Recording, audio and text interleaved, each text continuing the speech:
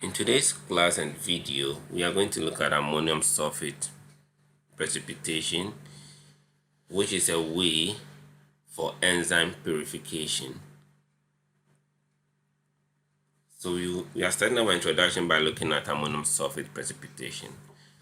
So first of all, what we have to note is that ammonium sulfate precipitation is one of the commonly used methods for protein separation or purification or protein precipitation from a solution based on their relative hydrophilicity, and that's the ability of proteins to exhibit an affinity to water. And first of all, what we have to note is that proteins are a sequence of amino acids, and some of these amino acids are hydrophobic, which are water hating, and hydrophilic, which are water loving. So in solution, proteins form hydrogen bonds with water molecules through their exposed polar and ionic groups, and these are the hydrophilic amino acids of the protein. And when high concentration of small highly charged ions such as ammonium sulfate are added, these groups compete with the proteins to bind to the water molecules.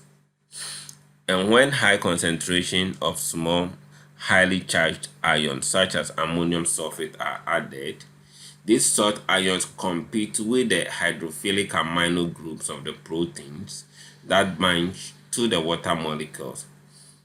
And this, as a result, removes the water molecules from the proteins and decreases its solubility, resulting in the protein precipitation.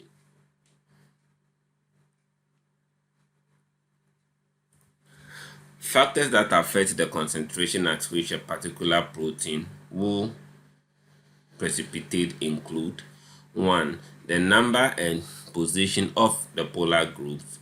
2. The molecular weight of the protein. 3. The pH of the solution, and the temperature at which the precipitation is performed. And one important thing that we have to note in protein precipitation is that, provided that the temperature is maintained low enough, that's around 4 degrees Celsius, the protein is not irreversibly denatured, but the precipitate can be redissolved in a buffer. So now let us look at the principle of protein precipitating out of solution in the presence of ammonium sulfate. So the principle is that ammonium sulfate sort out proteins from a solution by preventing them from forming hydrogen bonds with water. As the salt facilitates the proteins interacting with each other, causing them to form aggregates that precipitate out of the solution. So now let us take a look at this graph over here. So the graph here shows the relationship between protein solubility, which is seen on the y-axis, and the salt concentration, which is seen on the x-axis. Or in other words, the graph here shows how protein precipitates or sort out from solution as salt concentration increases.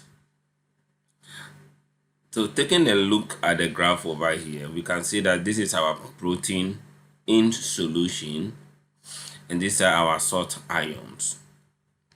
The graph here also shows the plot of the protein solubility against the salt concentration. And we can also see that as the salt concentration increases across the x-axis, the protein solubility also increases across the y-axis until it gets to a maximum solubility point as shown over here. And what you also have to note is that an increase in the protein solubility is termed as salting in. Also,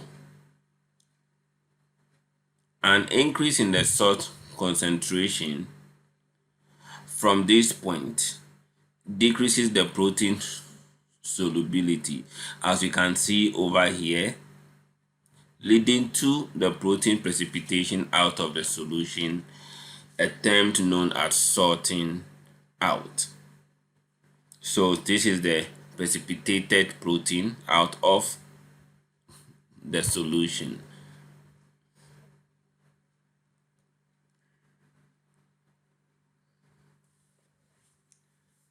What you also have to note is that proteins are a sequence of amino acids, and some of these amino acids are hydrophobic, which is water hating, and hydrophilic, which is water loving.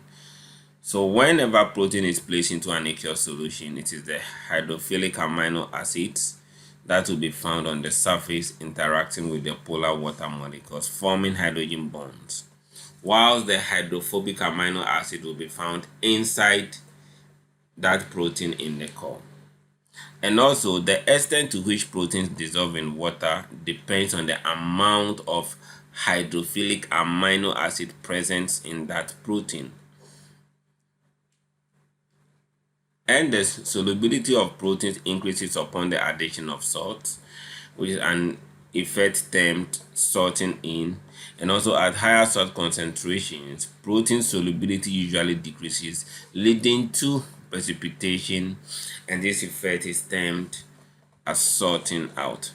And one key thing we have to note is that because proteins consist of different variations of amino acids, the salt concentration at which proteins sort out differs from one protein to another.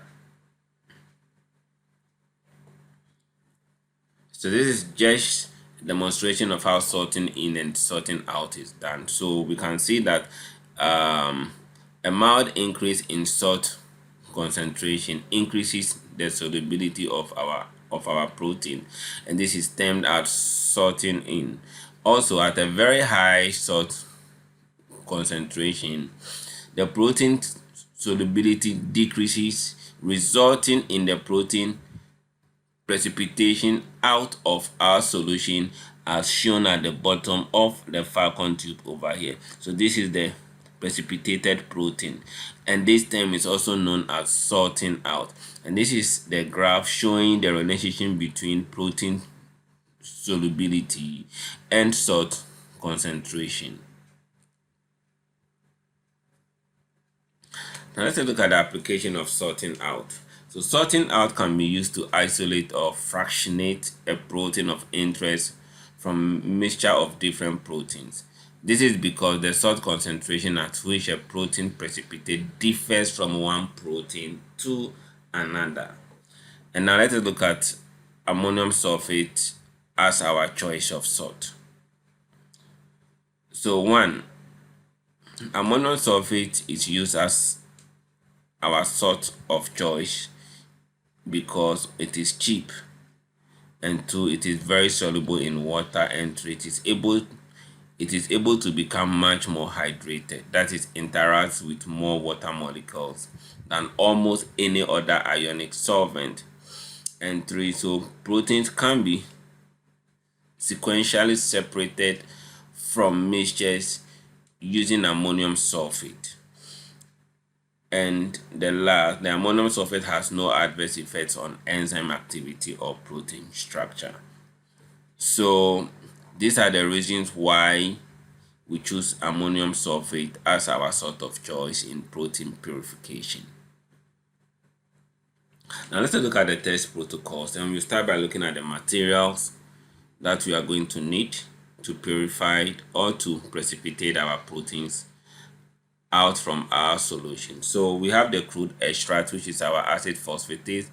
We also have ice cubes, we have ammonium sulfate, refrigerated centrifuge set at 10,000 gravity at 0 degrees Celsius for 15 minutes. We also have our 0.15 molar EDTA citrate buffer of pH 5.0.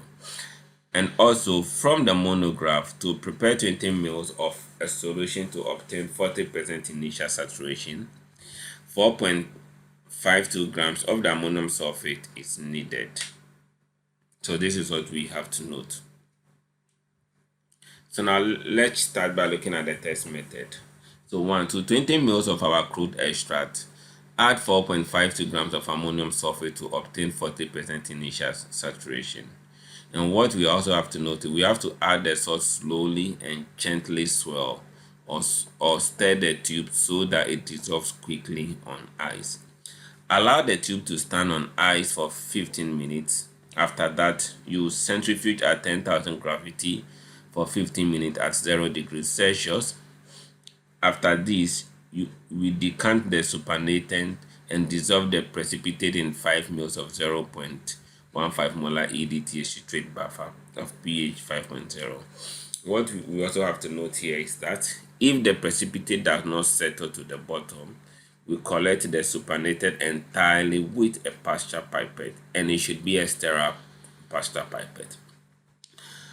So after that, we subject the purified enzyme to Foley-Lawrie method to determine the protein concentration. We also determine the enzyme activity and the specific enzyme activity for the purified enzyme.